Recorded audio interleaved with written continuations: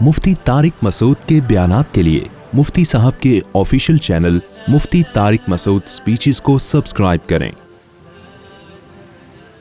عبادت دیکھو، دو طرح کے حکام ہوتے ہیں، ایک ہر مذہب میں دو طرح کے حکام ہوتے ہیں، ایک آپ کا خالق اور مخلوق کا آپس میں ریلیشن کیسا ہونا چاہیے، دوسرا مخلوق کا آپس میں ریلیشن بولے کیسا ہونا چاہیے، پھر مخلوق کے آپس کے ریلیشن میں گھر کا ریلیشن کیسا ہونا چاہیے، اس کے کیا احکام ہے، ایک اسٹیٹ کا، اسٹیٹ میں کون سا لا نافذ ہوگا، پورے ریاست کن اصولوں پہ چلے گی، خالق اور مخلوق کے جو براہ راست احکام ہیں ان کو عبادت کہا جاتا ہے، ہر مذہب میں ہوتی ہے، ہندو جاتے ہیں مندر میں اپنے بتوں کے سامنے جھکتے ہیں، سکھوں کی عبادت کا ایک الگ طریقہ ہے، عیسائیوں کی عبادت کا ایک الگ طریقہ ہے، آپ اسلام کی نظام عبادت صرف ذرا دوسرے مذاہب سے اور دوسرے نظام سے کمپیئر کرو، ایتھیس اور جو ملحد لوگ ہیں، سیکولر لوگ ہیں، ان کے پاس خالق اور مخلوق کے رشتے کا تو کوئی تصور سرے سے ہے ہی نہیں، انہوں نے تو ایک لمبی پھینک دی کہ خالق ہے ہی نہیں، یعنی اتنا بڑا بلنڈر کیا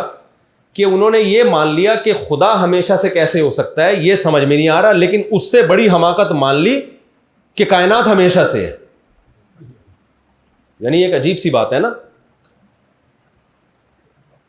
میں ایک چھوٹا سا واقعہ سناتا ہوں نا آپ کو، میرا بھی ایتھیزم کے خلاف بیان کرنے کا موڈ نہیں ہے ابھی تو میں، لیکن یہ بیچ میں آ گیا ہے تو جیسے عامل اگر کہیں آ جائے نا بیچ میں تو میں رگڑتا ہوں لازمی، کوئی بھی جن چڑیل بھوت بھگانے والا میرے بیان کے دوران اس کا کسی سے کہیں سے بھی تذکر آ جائے تو میں 2-4 دفعہ اس کو برا بھلا کہتا ہوں، کیونکہ میرے اس سے مجھے کافی وہ ملتی ہے، مجھے انرجی ملتی ہے کافی اس سے۔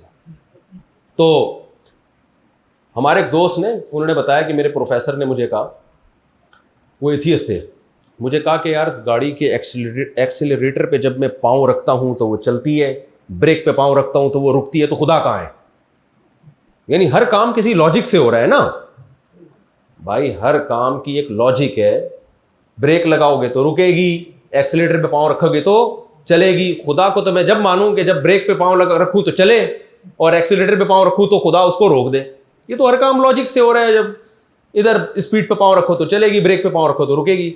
میں نے کہا آئندہ اپنے، وہ کہتے ہیں میں تو لاجواب، وہ ہمارا شاگرد مجھے کہنے لگے میں تو پروفیسر صاحب کی بات سن کے لاجواب ہو گیا، میرے پاس کوئی جواب ہی نہیں تھا۔ اچھا یہ صاحب ہوئے بھی مسلمان تھے، تو میں نے ان سے کہا آئندہ آپ کے پروفیسر صاحب کہیں نا کہ گاڑی پہ پاؤں رکھتے ہیں تو ہم چلتی ہے، بریک پہ پاؤں رکھتے ہیں تو ہم وہ گاڑی رکتی ہے، تو خدا کہاں ہے؟ میں نے ان سے بولو کہ گاڑی اگر رکی ہوئی ہے، اس کی کنڈیشن کو چینج کرنے کے لیے، اس کی ایک کنڈیشن ہے رکی ہوئی حالت میں، اس میں موومنٹ پیدا کرنے کے لیے موور کی ضرورت ہے اور روکنے کے لیے اسٹاپر کی ضرورت ہے، تو کیا وہ گاڑی جو ایک حالت سے دوسری حالت میں چینج نہیں ہو رہی چینجر کے بغیر، وہ پیدا ہو سکتی ہے کریٹر کے بغیر؟ نہیں آئی میرے خیال میں۔ یعنی اس کائنات میں نیوٹن کہہ کے گیا، میں نہیں کہہ رہا، ابھی میرا نا زیادہ تر ٹاکرا سیکولر لوگوں سے ہوتا ہے۔ کچھ دن پہلے ایک نے پھینک دی کہ خواتین کو بس پڑھاؤ، شادی وادی نہ کراؤ۔ میں نے کہا یار آپ کی اماں بھی پڑھتی شادی نہ کرتی تو آپ جیسے نمونے پیدا نہ ہوتے، ان کو بھی پڑھائے دیتے۔ نیوٹن کی اماں پڑھتی رہتی تو نیوٹن پیدا ہوتا؟ نیچر سے تو بغاوت مت کرو، فطرت سے تو بغاوت مت کرو، تو سب کچھ پڑھائی ہی تھوڑی ہے۔ میں آؤں گا شادی پہ، آخر میں آؤں گا، ابھی نوجوان خوش ہو جاتے ہیں جیسی شادی کی بات ہوتی ہے۔ تو چینجر کے بغیر چینجنگ نہیں ہو سکتی، تو کریشن کا عمل کریٹر کے بغیر ہو سکتا ہے کیا؟ کریشن زیادہ مشکل چیز ہے، اس میں آپ نے کہا دھماکے سے بڑام سے خود بخود ہو گیا۔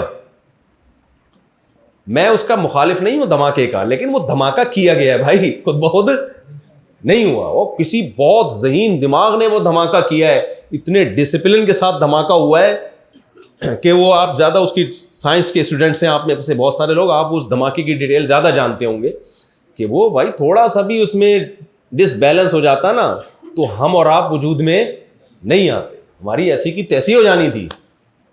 ویسے بھی دھماکے سے چیزوں کی ایسی کی تیسی ہی ہوتی ہے، مینجمنٹ پیدا نہیں ہوتی ہے۔ کون سا دھماکہ ہے یار جو اتنی تمیز سے ہوا ہے کہ وہ ایسے تو ہوتے رہے روزانہ دھماکے، کیا خیال ہے؟ ہم تو پناہ مانگتے ہیں اللہ بس ایک ہی دفعہ جو دھماکہ ہوا تھا نا دوبارہ وہ والا دھماکہ نہ ہو۔ تو تو میں آپ سے عرض کر رہا تھا کہ آپ اسلام کے سسٹم کو دیکھو. جو ایتھیس لوگ ہیں ان کے پاس تو, جو سیکولر حکومت ہیں ان کے پاس خالق اور مخلوق کے کیا حقوق ہیں, ان کا ریلیشن کیسا ہونا چاہیے, اس کے بارے میں سرے سے تعلیمات ہے ہی نہیں. انسانی زندگی کا آدھا چیپٹر تو انہوں نے یہیں سے کلوز کر دیا. اور جو دیگر مذاہب ہیں ان کے پاس نظام دیکھو, ان کی عبادات کو آپ اسلامی عبادات سے کمپیئر کر کے دیکھو. کیا کوئی نماز جیسی عبادت دنیا میں کسی مذہب والے کے پاس ہے؟ میں آج ایک ساتھی, جب میں وضو کیا نا عشاء کے لیے, آج نماز پڑھی, میں نے اپنے دوست سے کہا, میں نے کہا صرف ایک وضو ہی کو دیکھ کے انسان کے لیے کافی ہے کہ محمد صلی اللہ علیہ وسلم کی نبوت پر ایمان لے, کہ 1400 سال پہلے صفائی کا ایسا طریقہ بتایا جو آج پوری دنیا کے انگریز مل کے بھی انسان کو اتنا موٹیویٹ نہیں کر سکے کہ وہ اس طرح سے 5 ٹائم 15 دفعہ اپنی ناک صاف کریں, 15 دفعہ کلی کریں, 15 دفعہ منہ دھوئیں, 15 دفعہ اپنے بازوؤں کو دھوئیں, 15 دفعہ اپنے پاؤں کو دھوئیں. اور یہ اس سوسائٹی کو 15 دفعہ اپنے جسم کے اعضاء دھونے کا حکم دیا جا رہا ہے جہاں آج بھی پانی پیٹرول سے زیادہ مہنگا ہے. سمجھ میں آ رہی ہے بات؟ ویسا نہیں تھا کہ وہاں آبشاریں بہہ رہی ہوں, ان اربوں کو کہا جا رہا ہو چونکہ پانی اتنا زیادہ ہے مکہ میں کہ اب یہ سارا ضائع ہو رہا ہے تو چلو 15 دفعہ ناک صاف کر لیا کرو اس سے. اس سوسائٹی کو حکم دیا جا رہا ہے. اور حکم دینے والے کون ہیں؟ جن کے والد پیدائش سے پہلے دنیا سے جا چکے ہیں, ایک ایسے کلچر میں پیدا ہوئے جو مردار کھایا کرتے تھے. تو کوئی سائنس ٹیکنالوجی سے بالکل دور. کون سکھا رہا ہے بھائی؟ نبی صلی اللہ علیہ وسلم نے عربوں کو سکھایا ناخن کاٹنا. آج میں ڈاکٹروں سے ملا ہوں نا, یہ جو فرعونیوں کی لاشیں نہیں ہیں 4000 سال پرانی, BBC پہ ایک رپورٹ میں نے خود پڑھی کہ ان کے دانتوں پہ ریسرچ یہ ہوئی ہے کہ کمبخت دانت کبھی زندگی میں صاف کرتے ہی نہیں تھے.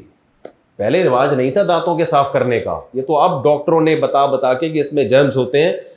ایک کوئی لیڈر گزرا ہے انگلش میں, ابھی مجھے اس کا نام یاد نہیں, اس کے بارے میں ایک تحقیق پڑھی میں نے کہ وہ دانت ہی کمبخت صاف نہیں کرتا تھا. اس سے جب پوچھا گیا کہ کیوں نہیں کرتا, اس نے کہا شیر کبھی بھی دانت صاف, یہ دلائل ہوتے تھے ان لوگوں کے. تو فرعونیوں کے دانت صاف نہیں ہوتے تھے, عربوں میں رواج نہیں تھا. نبی صلی اللہ علیہ وسلم نے ان کو مسواک کرنا سکھایا, ناخن کاٹنا سکھایا, مونچھیں کاٹنا سکھایا. ورنہ بال اتنی بڑی بڑی مونچھیں, الاؤنس ملتا ہے آج کل بعض اداروں میں, مونچھ الاؤنس ہوتا ہے, وہ بال سر کے بڑے ہوئے, داڑھی بھی بڑی ہوئی, مونچھیں بھی, ایسا لگتا ہے جھاڑیوں سے کوئی بندہ جھانک رہا ہے پیچھے سے. تو ایک عجیب سا منظر ہوتا ہے. آپ نے فرمایا داڑھی بڑھاؤ. بعض مذاہب میں ہر طرح کے بال بڑھاؤ, نہ یہ بھی غلط. بعض میں ہے کہ بالکل ایسے صاف, نہ بالکل نیچر کے مطابق حکم دیا. نبی صلی اللہ علیہ وسلم نے حکم دیا حلق العانہ, زیر ناف بال صاف کرو, نتف الابط, بغلوں کے بال صاف کرو. یہ خدائی تعلیمات کے بغیر ممکن نہیں ہے. پھر جب آپ سے پوچھا گیا کیوں, آپ نے فرمایا 10 چیزیں پیغمبروں کی فطرت ہیں, وہ پیغمبروں نے سکھائی ہیں, لہذا میں بھی سکھاؤں گا. پھر اس میں آپ نے فرمایا ناخن کا صاف کرنا, غسل براجم, گھٹنوں پہ جو میل جمع ہو جاتا ہے اس کو صاف کرنا, یہ جو جوڑ ہوتے ہیں نا ہمارے, اور پھر بغلوں کے بالوں کو صاف کرنا, دانتوں کا صاف کرنا. آپ صلی اللہ علیہ وسلم نے فرمایا یہ ساری پیغمبروں کی کیا ہیں, یہ پیغمبروں کی فطرت ہے, پیغمبروں کے احکام ہے, اس کو فالو کرنا پڑے گا. تو یہ اس دور میں یہ ساری, میں پہلے بتاؤں جلدی نا خالق اور مخلوق کے بارے میں. آپ وضو دیکھ لو, آپ نماز دیکھ لو. عربوں میں عادت تھی صبح اٹھ کے پانی میں ہاتھ ڈالنے کی. آپ نے فرمایا اذا استيقظ احدكم من منامه فلا يغمسن يده في الاناء حتى يغسلها ثلاثا. تم میں جب کوئی صبح اٹھے, نلکوں کا رواج نہیں تھا, ہم تو اب نلکا کھول کے ہاتھ دھو لیتے ہیں نا, واش کرتے ہیں. عربوں میں عادت تھی ایسے کر کے ہاتھ ڈال کے پانی نکالا. آپ نے فرمایا جب کوئی صبح اٹھے گا ہرگز اپنا ہاتھ اس نے پانی کے برتن میں نہیں ڈالنا جب تک ان ہاتھوں کو 3 دفعہ وہ دھو نہ لے. کون سی یونیورسٹی سے پڑھ رہے ہیں بھائی آپ یہ سب چیزیں؟ اور دیکھو آج جب کوئی قوم کسی کو کچھ احکام سکھاتی ہے, صدیاں لگ جاتی ہیں ان کو اس ٹریک پہ لانے میں. مثال کے طور پر آج امریکہ اگر چاہے کہ سب لوگ شراب چھوڑ دیں, آپ کا کیا خیال ہے, چھوڑ دیں گے؟ ان کے سارے ماہرین جمع ہو جائیں کہ یار شراب بری چیز ہے, ہم نے اپنی سوسائٹی سے شراب چھڑوانی ہے. میرا خیال ہے اگلی نسل میں تو شاید ہو سکے, وہ بھی نہیں ہوگا. حقیقت تو یہ ہے, اگلی نسل آگے لا ہی چینج کر دے گی, بھائی ہم سے نہیں چھوٹ رہی, کیونکہ جو لا بنانے والے وہ سب پی کے آئے ہوئے ہوں گے. وہ کہیں گے یار ہم تو اس کے بغیر لا بنا نہیں سکتے نا, ہمیں ملے گی نہیں تو ہمارا دماغ ہی کام نہیں کرے گا. عرب شراب کے عادی تھے, اور اس کے لیے تو تاریخ پڑھنے کی ضرورت نہیں ہے, ظاہر ہے دنیا کی ہر قوم میں جہاں بھی مذہب نہیں ہے وہاں شراب ہے. ایک آیت نازل ہوئی ہے, انما الخمر والمیسر والانصاب والازلام رجس, اے ایمان والو شراب, جوا, پانسا یہ سب ناپاکی کے کام ہے, فاجتنبوہ چھوڑ دو. وہ دن اور 1400 سال گزر گئے, آج بھی عسکری میں جہاں آپ رہتے ہیں میرا خیال ہے 99% لوگ شراب سے بچتے ہیں, شاید 2-4 کوئی ہو تو بھائی میں معذرت چاہتا ہوں, تو کم لوگ ہیں. 1400 سال تک اس موٹیویشن کے اثرات باقی ہیں. یہ کیا معمولی چیز ہے؟ کیا انسان کے پاس اتنی پاور ہے کہ وہ لوگوں کو ایک ایسی چیز چھڑوا بھی دے, فوراً لا بھی بنا دے, بتا دے لا, اور وہ اس کے پاس اتنی پاورفل موٹیویشن ہو کہ اس موٹیویشن کے اثرات 1400 سال تک اسی طرح چلے آ رہے ہوں جیسے 1400 سال پہلے تھے. اس سے پتہ چلتا ہے بھائی یہ بشر کا کام نہیں ہے, یہ خدا کی مدد کے بغیر یہ ممکن نہیں ہے. تو آپ وضو دیکھ لیں, آپ نماز دیکھ لیں, نماز کا طریقہ جو بتایا گیا ہے, دنیا میں اتنی زیادہ حسین عبادت آپ کو کہیں بھی نہیں ملے. زکوٰۃ کا نظام بتایا گیا, کروڑوں اربوں روپے آپ صرف زکوٰۃ کی اگر کیلکولیشن کی جائے, جو لوگ رمضانوں میں یا سال بھر ادا کرتے ہیں, ساری دنیا کے ٹرسٹ اور چیریٹی ایک طرف رکھو آپ, اور صرف جو مسلمانوں کے ہاں زکاتیں نکلتی ہیں اس کی تو کوئی کیلکولیشن کا سسٹم نہیں ہے. کیلکولیشن تو صرف وہ ہوتی ہے جو بینک کاٹ لیتے ہیں, کروڑوں میں نہیں ہے, اربوں میں نہیں ہے, ارب روپے نکلتے ہیں زکاتوں کے.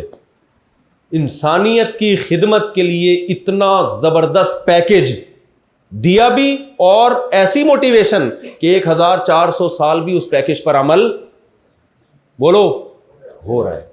اور کمال کی بات یہ کہ کسی کو یہ وہم ہو سکتا تھا, میں اگر مثال کے طور پر چندے پہ بیان کر رہا ہوں, آپ کو بہت ترغیب دے رہا ہوں, یار زکاتیں ضرور دیا کرو, عسکری والو تم اتنے اچھے علاقے میں رہتے ہو, تم صدقے نکالا کرو, تو تاکہ لوگ مجھے سمجھیں یار دیکھو مفتی صاحب انسانیت کے کتنے خیر خواہ ہیں, کہ یار دیکھو آ کے غریبوں کا کتنا خیال کرنے, کہ زکاتیں نکالا کرو, زکاتیں نکالا کرو, یہی ہوگا نا. لیکن ایک وہم ہو سکتا ہے یار ایسا تو نہیں ہے کہ کل اس چکر میں ہو کہ یہ پھر مجھے لا کے دیا کرو. بعض دفعہ یہ خطرہ ہوتا ہے نا, بھائی اتنے زیادہ زکوٰۃ کے فضائل بیان کیے جا رہے ہیں, شاید اپنے فیملی کو, میں اللہ کا شکر ہے زکوٰۃ کا مستحق نہیں ہوں, مثال دے رہا ہوں میں, کہ شاید اپنی فیملی کو سپورٹ کرنا مقصد ہے, یہ اتنی موٹیویشن اس لیے. لیکن کمال کی بات یہ, پیغمبر نے اتنا زکوٰۃ کو بیان کیا, جو زکوٰۃ نہیں دیتے جہنم میں کس طرح ان کو عذاب دیا جائے گا, یہی سونے چاندی سے ان کو داغا جائے گا. قیامت تک اپنی نسل پہ زکوٰۃ لینے کو حرام قرار دے دیا. سید کو زکوٰۃ دو, سرے سے ادا ہوتی نہیں یہی بات میرا خیال, یعنی آ گئی بات الحمدللہ.